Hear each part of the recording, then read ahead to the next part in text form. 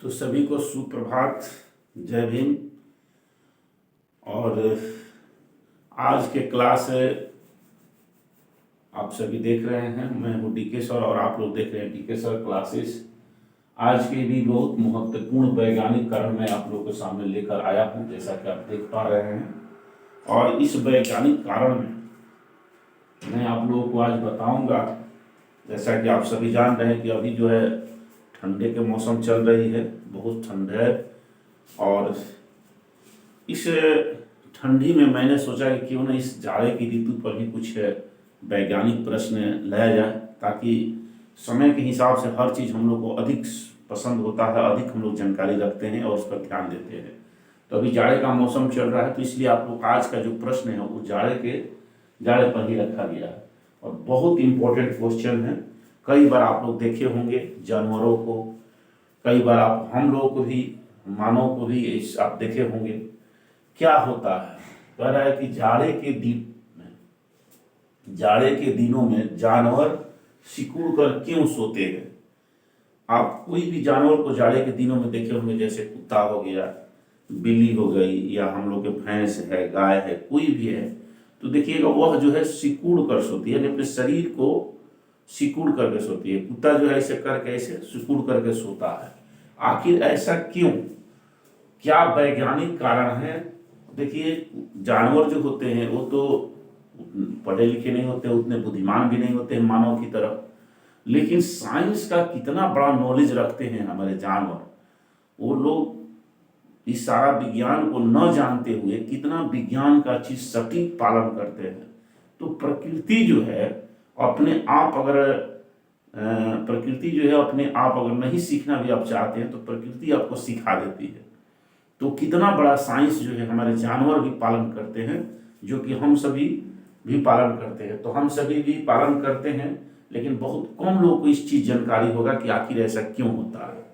चलिए एक और चीज जान लीजिए, हम लोग भी जब सोते हैं जाड़े के दिनों में, हम लोग को भी ठंड लगने लगती है। बच्चा सोता है, बच्चा को भी जब ठंड लगने लगती है, सभी को देखिएगा, तो सब लोग क्या करते हैं, ऐसे हाथ पैर ऐसे करके और पूरा सो जाते हैं। आखिर इसमें क्या रीजन है, सिकुड़ कर सोने में रीजन क्या है, वैज्ञानिक कारण क्या है, क्यों सोते हैं। तो बहुत बड़ा वैज्ञानिक कारण इसमें छुपा हुआ, जिसका चर्चा हम करेंगे। देखिए, इसमें छुपा हुआ है क्षेत्रफल। क्षेत्रफल को कम करना। मान लीजिए कि कोई व्यक्ति यहाँ सोया हुआ है, और जैसा कि मैं आपको बताऊं, और मान लीजिए कि इतने दूर में सोए हुए हैं, तो देखिए इनको क्या होगा कि जो इनका शरीर का क्षेत्रफल होगा, यदि इसे समझिएगा, जाड़े के दिनों में हम यहाँ सोए हुए हैं और पूरा यहाँ से यहाँ तक लंबा पैर पसारे हुए हैं, तो देखिए हमारे शरीर के अधिकांश भाग से शरीर का क्षेत्रफल बहुत अधिक हो गया। और शरीर के क्षेत्रफल अधिक होने से क्या होगा कि हमारे शरीर से अधिक ऊष्मा का लॉस होगा। ध्यान दीजिए कितना बड़ा वैज्ञानिक कारण। मैंने कहा था कि हम अपने क्लास में आप लोग को ऐसे ऐसे, देखिए थोड़ी सी एक और चीज है कि मैं बहुत गंभीर बातों को आप लोगों को सामने लाता हूँ। साधारण चीज तो है नहीं, और सभी लोग आसानी से समझ भी नहीं सकते। ये भी बात है कि हर आदमी व्यक्ति जो है, जो साइंस की मैं ज्ञान देता हूँ, तो वो बढ़िया विद्यार्थी, बढ़िया टीचर, बढ़िया लोग ही समझ पाते हैं। साधारण लोग इस चीज को नहीं समझ पाएंगे, ये भी मैं जानता हूँ, लेकिन जानबूझकर मैं गंभीर विषय को ही आप लोगों के सामने लाता हूँ।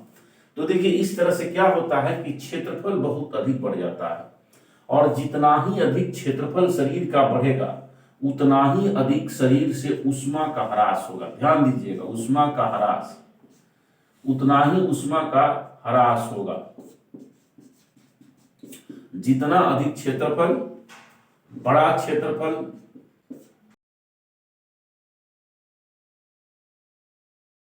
का ह्रास, छोटा क्षेत्रफल, कम ऊष्मा का ह्रास, ऊष्मा का ह्रास। अब इस चीज को आप मिलाइए, जितना ही क्षेत्रफल आपका बड़ा रहेगा, उतना ही ऊष्मा का अधिक लॉस होगा। अभी बताइए कि जाड़े के दिनों में अगर आपके शरीर से अधिक ऊष्मा का लॉस होता है तो क्या होगा, आपको अधिक से अधिक ठंड लगेगी, अधिक से अधिक आप ना परेशान हो जाएंगे।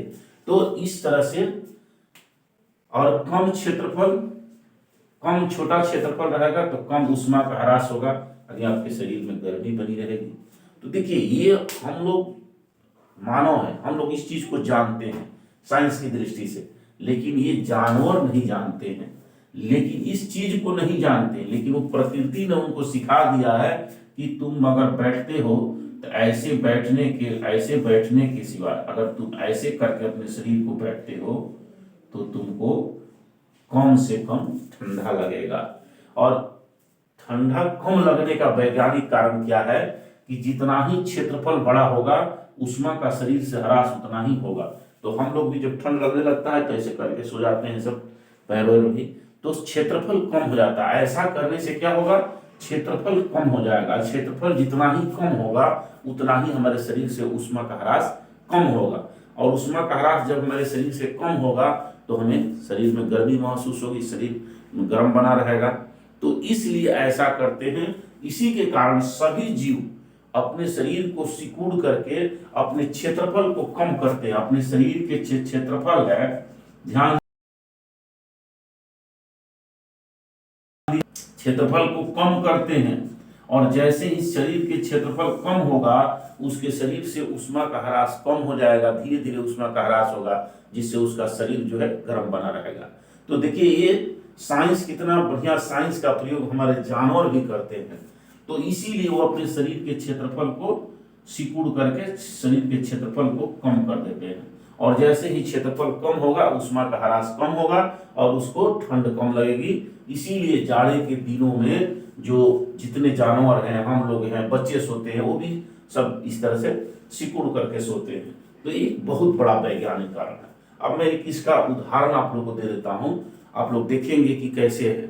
जितना ही बड़ा क्षेत्रफल होगा उतना ही अधिक ऊष्मा का ह्रास होगा, जितना ही छोटा क्षेत्रफल होगा उतना ही कम ऊष्मा का ह्रास होगा। एक उदाहरण, जैसे कि हम लोग देखते हैं किसी गर्मी के जाड़े के दिनों में तो नहीं ऐसा देखे होंगे, लेकिन गर्मी के दिनों में ऐसा देखने को हम लोग को मिलता है।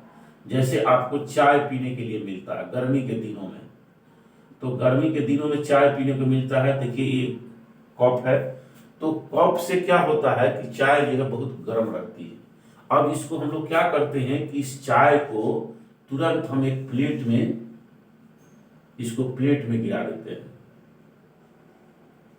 अब देखिए, अब ध्यान दीजिए कितना बड़ा वैज्ञानिक कारण जो इसमें से छिपा था, वो यहाँ इसके ठीक उल्टा समझा रहे हैं आप लोग। तो देखिए यहाँ पर जो देखिए कम क्षेत्रफल में, आप देखिए इसका क्षेत्रफल जो है ये कितना है, इतना ही दूरी के क्षेत्रफल में चाय है। इसका मतलब कि इससे ऊष्मा का ह्रास बहुत कम होगा, और ऊष्मा का ह्रास कम होने के कारण हमारा जो चाय है अधिक देर तक गर्म रहेगा। और गर्मी का दिन है ऐसे ही गर्म, तो सोचिए कि वो चाय पिएंगे तो मुंह भी जलेगा, और अधिक देर तक गर्म रहेगा तो जल्दी पी भी नहीं सकते हैं, जल्दी से कहीं जाना है।